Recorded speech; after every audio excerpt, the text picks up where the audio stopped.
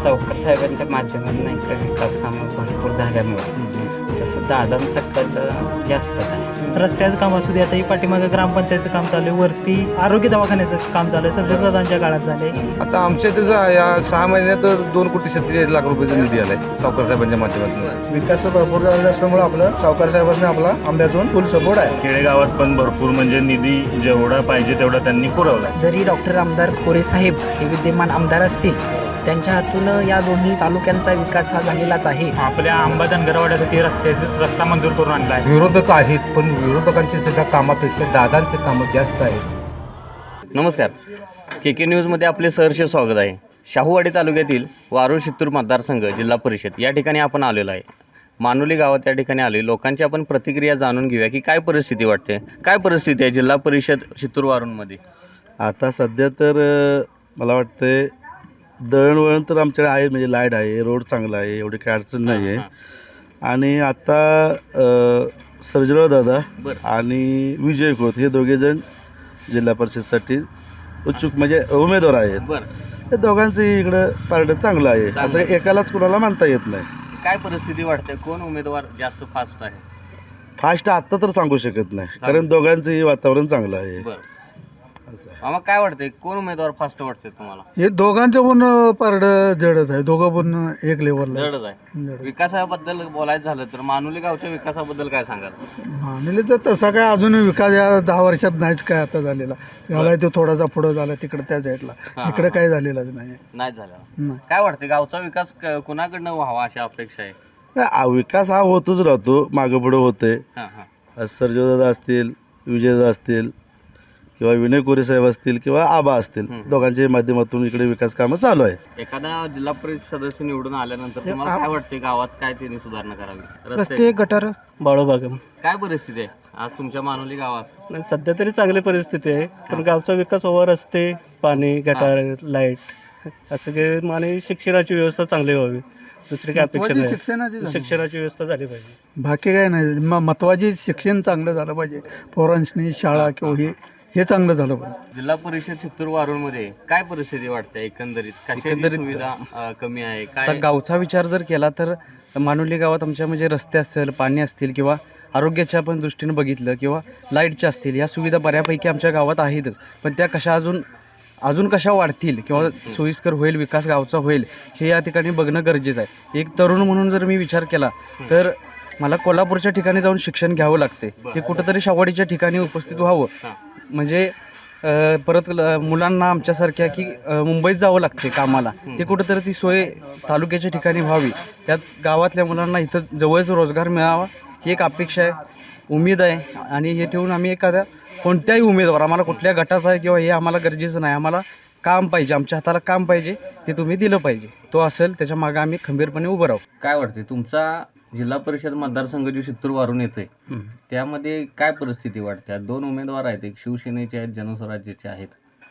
तसं आता सावकर साहेबांच्या माध्यमातून इकडे विकास कामं भरपूर झाल्यामुळं तसं दादांचा कल जास्तच आहे. बरं, दादाची आशा जास्तच आहे, कारण कामं तशी मतदारसंघात त्यांनी भरपूर केलेले आहेत. त्यामुळे त्यांचा येणं हे गरजेचंच आहे.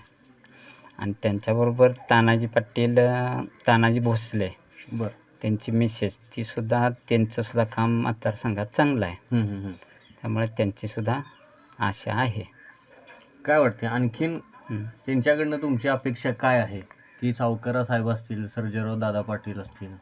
सर्जेराव दादांच्या माध्यमांना भरपूर कामं इकडे भरपूर कामं धरलेले आहेत आणि चालू पण आहेत. रस्त्याची कामं म्हणा, बाकीचे पावनाई रस्ता, चांगली कामं झालेत त्यांच्या माध्यमातून. सर्जेराव दादा गेल्या वेळी तुमचे विद्यमान जिल्हा परिषद सदस्य होते, त्यांच्या काळात काही केलेली मोठी कामं सांगू शकताय? काम भरपूर झाले आहेत. तसं हे विरळे पूल, बाकीचे रस्त्यांची कामं, पाणीचं, पेयजल वगैरे भरपूर कामं, हॉलची म्हणा, चांगली कामं केलेली आहेत त्याने. एकंदरीत तुमच्या जांभूर गावची काय परिस्थिती वाटते? जांभूरमध्ये पण बऱ्यापैकी त्यांना आहे, पाठबळ आहे. सध्या तुमच्या बघण्यानुसार मतदारसंघात वारं कुणाचं वाहते असं वाटते तुम्हाला? सर्जेराव दादाच, त्यांचंच वाहत आहे, त्यांचंच वातावरण आहे. जर सीट सर्जेराव दादांचे किती लीड येईल असं वाटते तुम्हाला? माझ्या अंदाजाने तर 3 ते 3.5 हजाराच्या मताधिक्यानं यायलाच पाहिजे. हो. जिल्हा परिषद मतदारसंघ शित्तूर वारूळमध्ये आपलं कडवे गाव येते. हो. तर बऱ्यापैकी आता असं जे मागचे विद्यमान सदस्य होते, इथून पुढे जे निवडून येणारे सदस्य असतील, तर तुम्हाला काय वाटते की त्यांनी गावच्या विकासासाठी काय काय केलं पाहिजे? गाव जिथं कामाची जरूरत आहे, ज्या कामाची जरूरत आहे तिथं त्यांनी हजर राहावं. जे निवडून येतील त्यांनी. हो.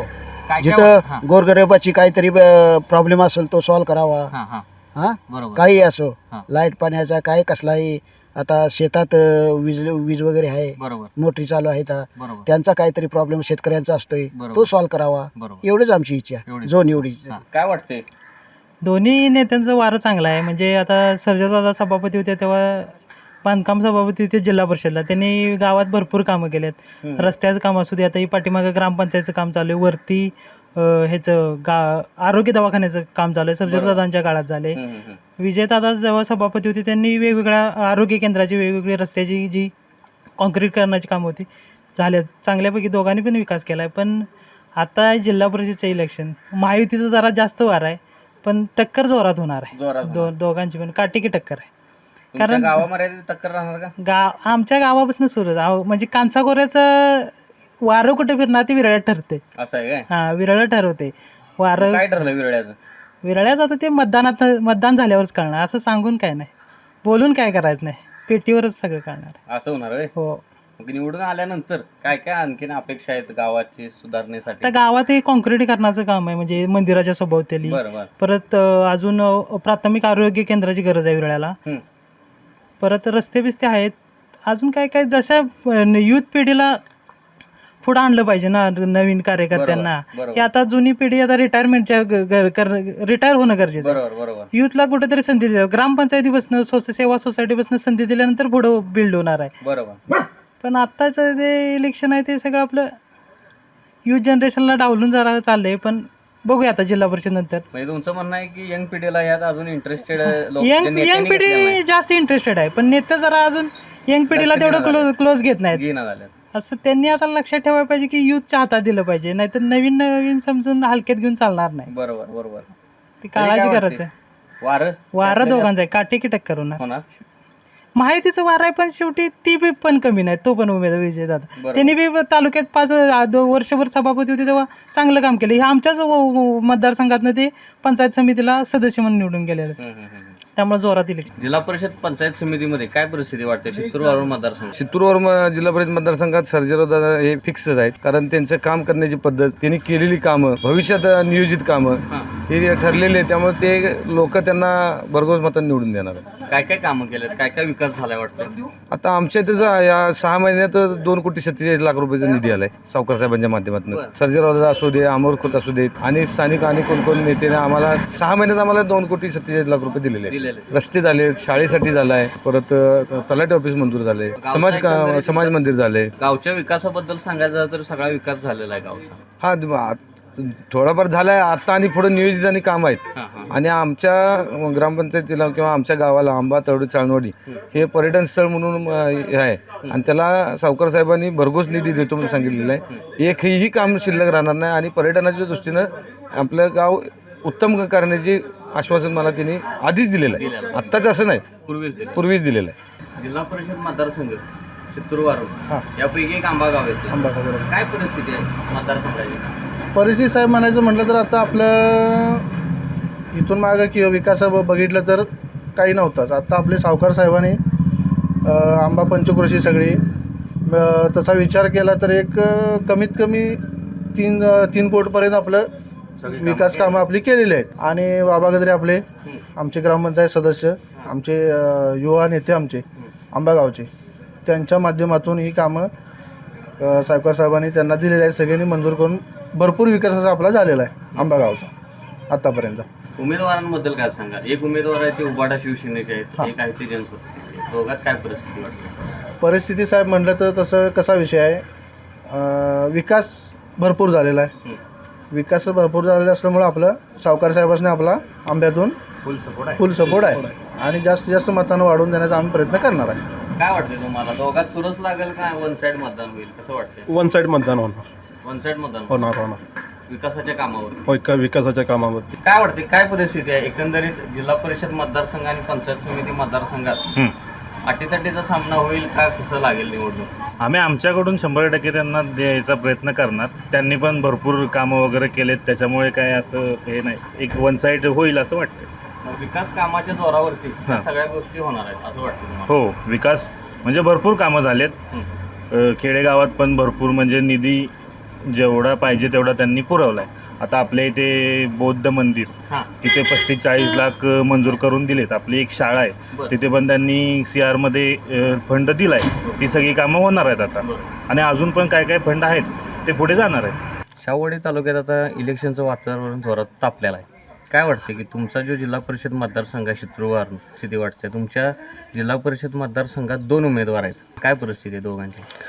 आमच्या मतदार शित्तूर वारुण मतदारसंघामध्ये विद्यमान आमदार डॉक्टर विनयरावजी कोरे साहेब यांचा एक गट आहे आणि माझे आमदार आमचे सत्यजित आबा पाटील सरोडकर यांचा एक गट आहे. खासदारकीचं इलेक्शन झालं, आमदारकीचं इलेक्शन झालं, दोन्ही वेळेला आमच्या शिवसेना गटाला पराभूत आमदार कोरे साहेबांच्या गटाने केलेलं आहे. परंतु स्थानिक स्वराज्य संस्थांच्या या निवडणुकीच्या वेळेला निश्चितच वेगळं वळण आपणा सर्वांना दिसून येईल. कारण जरी डॉक्टर आमदार कोरे साहेब हे विद्यमान आमदार असतील, त्यांच्या हातून या दोन्ही तालुक्यांचा विकास हा झालेलाच आहे, परंतु त्यांच्या हातात सत्ता आहे, त्यांच्या हातून विकास घडणं हे गरजेचंच आहे. जनस्वराज्य शक्ती पक्षातील जे काही नेते मंडळी आहेत किंवा वरिष्ठ पदातील गाव पातळीवरचे जे काही आहेत नेते मंडळी, त्या पुढाऱ्यांच्या आपसिक मतभेद थोडाफार आहे. तो फरक ह्या इलेक्शनला निश्चितच दिसून येईल. जरी आमदार साहेबांच्या गट जरी मोठा वाटत असेल, परंतु शेवटी मतदानाची दिनांक आणि दिनांक 9 तारीख हाच दिवस ठरेल विजय कुणाचा आहे किंवा कुणाचा नाही. बरोबर.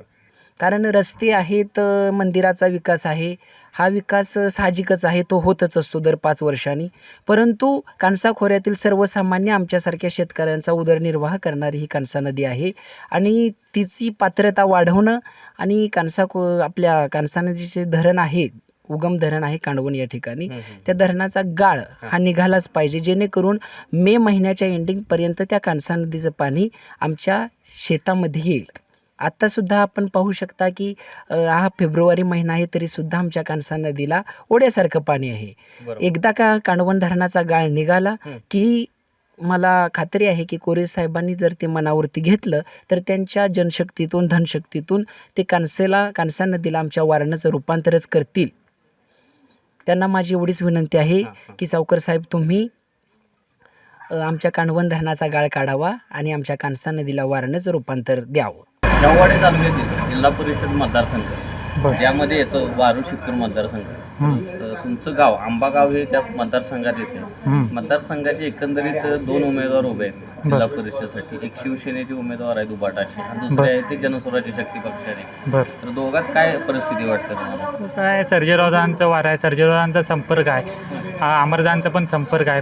त्यांनी पंचायत समितीच्या माध्यमातून अमरदाननी पण कामं केलेली आहेत, रस्ते केलेले आहेत. सर्जेरावांनी पण सावकारांच्या फंडातून ते सभापती असताना पण आपल्या इथं कामं केलेली आहेत. परत आपल्या आंबा धनगरवाड्यासाठी रस्ता मंजूर करून आणला आहे. परत आमच्या केंद्रीय प्राथमिक शाळेसाठी एक 1.5 कोटीचा आपल्यासाठी निधी मंजूर करून आणला आहे. परत तळवडी गावासाठी आपल्यासाठी रस्ते मंजूर करून आणले आहेत. त्यांनी संपर्क चांगला आहे त्यांचा, त्यात काय हे नाही. 100% सर्जेरावांचं आपल्याला हे वाटते. भरघोस निधीचा वापर झाला होय हो विकास काम हो नक्की नक्की नक्की, ह्यात काय शंकाच नाही.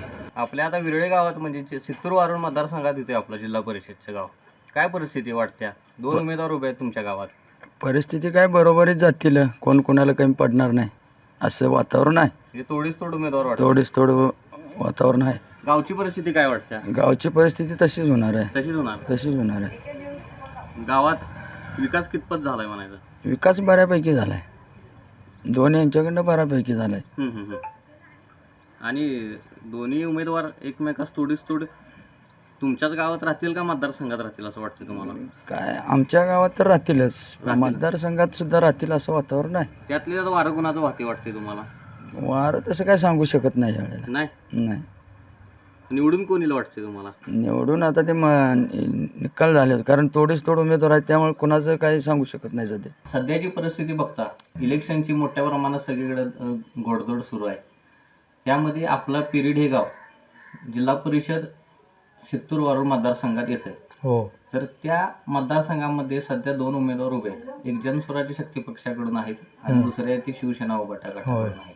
तर काय परिस्थिती वाटते तुम्हाला? दोन्ही उमेदवारांची परिस्थिती सांगा, त्यांच्या विकास कामाबद्दल बोला.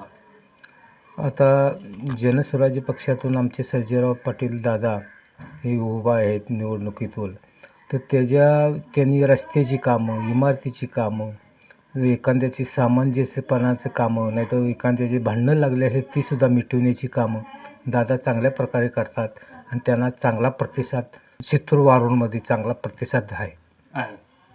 काय वाटते, काय काय विकास कामं केल्यात असं वाटतं? गावासाठी असतील किंवा मतदारसंघासाठी? मतदारसंघात प्रत्येकाच्यात पाण्याची सोय केलेली आहे, रस्त्यांची सोय केलेली आहे, शाळेंची सोय केलेली आहे. अशी त्यांनी प्रत्येक जी उपयोगी प्रत्येक माणसाला उपयोग पडते अशी कामं त्यांनी केलेली आहेत सर्जेराव पाटलांनी. बरं, मग गेल्या पंचवार्षिकमध्ये सुद्धा सर्जेराव पाटील पेरेडकर हे विजयी उमेदवार होते, हो. विद्यमान सदस्य होते. तर त्यामध्ये आणि आत्तामध्ये साधारणतः 2 ते 3 वर्षामध्ये एक प्रशासकीय कालावधी राहिलेला नव्हता, ज्यावेळी इलेक्शन झालेलं नव्हते. त्याचं नुकसान काय कुठल्या पक्षाला होईल का, किंवा त्याचा फायदा कुठल्या पक्षाला होईल का? त्याचा फायदा आता सर्जेराव पाटला जनस्वराज्य पक्षाला होणार. आणि आता दादा भरपूर मतानं म्हणजे चांगल्या मतानं निवडून येणार. हो. त्याचबरोबर विरोधक पण आहेत त्यांच्या. विरोधक आहेत, पण विरोधकांची सुद्धा कामापेक्षा दादांचं कामं जास्त आहेत आणि जवळीक लोकांची जास्त वाढलेली आहे. आम्ही सुद्धा प्रचाराला जातोय त्यांच्याबरोबर. पण दादांची जी कामाची किंवा बोलण्याची पद्धत आहे ती गोरगरिबांच्यासाठी चांगली आहे. चांगले अवेळी कधीही दादांना कधी अवेळी जरी फोन केला तर दादा हजर असतात. कोणाची भांडणं असली, कोणाचं मयत झालं, काय ॲक्सिडेंट झाला, काय झालं असं तरी दादा तिथं हजर असतात. त्यांनी फोन कोणी केलाय दादा गेलेले नाहीत असं कुठं घडलेलं नाही, कधीच घडलेलं नाही. असं कधीच घडलेलं नाही. तुमचं वय किती काका? माझं 74 वय आहे. तुमच्या वयाच्या अनुभवानुसार बोलताय का तुम्ही फक्त त्यांचे कार्यकर्ते? नाही, मी माझ्या वयाच्या अनुभवानुसार मी त्यांचा बोलतोय आणि मी त्यांचा पण असं गावातलाच आहे म्हणून मी त्यांना मला अनुभव आहे चांगला. काय एखादा अनुभव सांगू शकता का तुमच्या बाबतीत एखादा आलेला, किंवा तुमच्या गल्लीतल्या एखाद्या व्यक्तीचा अनुभव आलेला की ज्यावेळी ते व्यक्ती अडचणीत असेल किंवा काही परिस्थिती असेल, अशा वेळी दादा सर्जेराव पाटलांनी त्यांना कशी मदत केली? च्या गल्लीतले एक दीपक वाघ म्हणून आहेत, त्यांची बिराडाचे सरपंच म्हणून सुचवायचं होतं. तर मी एक सामान्य माणूस गल्लीतलाच, तर सगळं गाव जमा झालेलं होतं. त्या गावामध्ये मी बोललो मनीषा दीपक वाघ सरपंच झाली पाहिजे. ते दादाने मान्य करून घेऊन त्यांना सरपंच केलं. म्हणजे सामान्य माणसाला शब्दाला सुद्धा दादा किंमत देणारे आहेत. म्हणजे सरपंचासारखं एवढं मोठं पद जिथे चुरस आणि बरेच पाठिस्पद असतो, वाद असतो, तिथं दादाने आम्ही बोललो, सामान्य माणसांना आम्ही बोलल्यावर ती आम्हाला मंजुरी करून दिली. म्हणजे एका शब्दाला सामान्य माणसाच्या गावातले असेल किंवा मतदारसंघात कुठल्याही सामान्य तालुक्यातल्या माणसाला, सामान्य माणसाला सुद्धा दादा किंमत देतात.